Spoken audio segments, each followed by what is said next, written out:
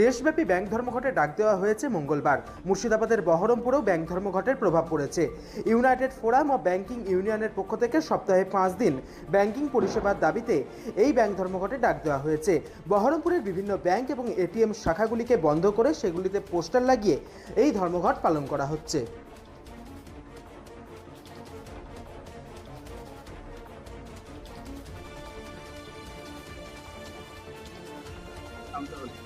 United forum of bank ইউনিয়ন্সের ডাকে সারা দেশব্যাপী 8.5 লক্ষ ব্যাংক কর্মচারী এবং অফিসাররা দীর্ঘ 2 বছর কেন্দ্রীয় সরকারের বঞ্চনা 5 দিনে ব্যাংকের সপ্তাহ করার দাবি নিয়ে ব্যাংক কর্তৃপক্ষের সাথে আলোচনার পরেও, সেন্ট্রাল লেবার কমিশনারের সাথে আলোচনা করার পরেও কেন্দ্রীয় সরকার এই ব্যাপারে রাজি হচ্ছে না।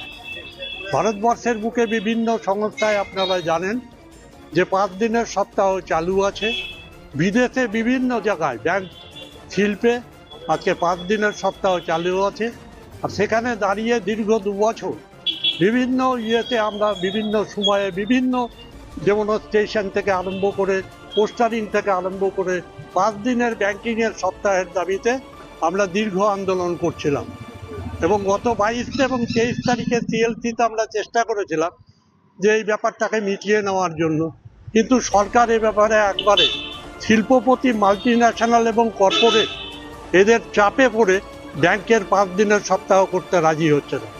আজকে এখানে দাঁড়িয়ে আমরা বলতে চাইছি যে ব্যাংক কর্মচারীরা এককাঠা হয়ে লড়াই করছে। ব্যাংকে রিক্রুটমেন্ট নেই। ব্যাংকে আসার সময় 10টা, ফেরার সময় রাত 10টা, 8:30 অবধি কাজ করতে হচ্ছে অফিসার এমপ্লয়িদের। রোববারেও ব্যাংক খুলে কাজ করতে হচ্ছে। আজকে কেন্দ্রীয় সরকারের সমস্ত ধরনের কাজ আজকে আমরা পাবলিক সেক্টর, প্রাইভেট ব্যাংক এবং মিলে সবাই করছি। আজকে সেখানে দাঁড়িয়ে ব্যাংকে এত বেকার যুবক যুবতী, অথচ ব্যাংকের যে রিক্রুটমেন্ট সেটা কিন্তু বন্ধ হয়ে আছে। 1 লক্ষের উপরে শূন্য পদে মাত্র 10,000 লোকের রিক্রুটমেন্ট হচ্ছে। আমরা সাধারণ মানুষকে পরিষেবা দিতে পারছি না।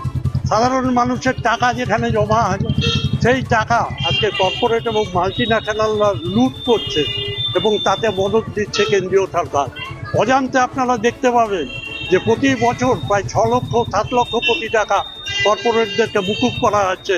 বা সেখানে দাঁড়িয়ে আমাদের একটা টোটোওয়ালা, একটা সবজিওয়ালা, একটা সাধারণ মধ্যবিত্ত মানুষ আজকে ব্যাংক থেকে ঋণ দিলে তার পিছনে ব্যাংক তাড়া করে বেড়াচ্ছে। এইসবের বিরুদ্ধে এবং ব্যাংক প্রাইভেটাইজেশন করে দেওয়ার এই যে একটা চক্রান্ত চলছে, আমরা চাইছি এটা অবিলম্বে বন্ধ হোক। সমস্ত প্রাইভেট ব্যাংকগুলোকে সরকারি ব্যাংক করা হোক।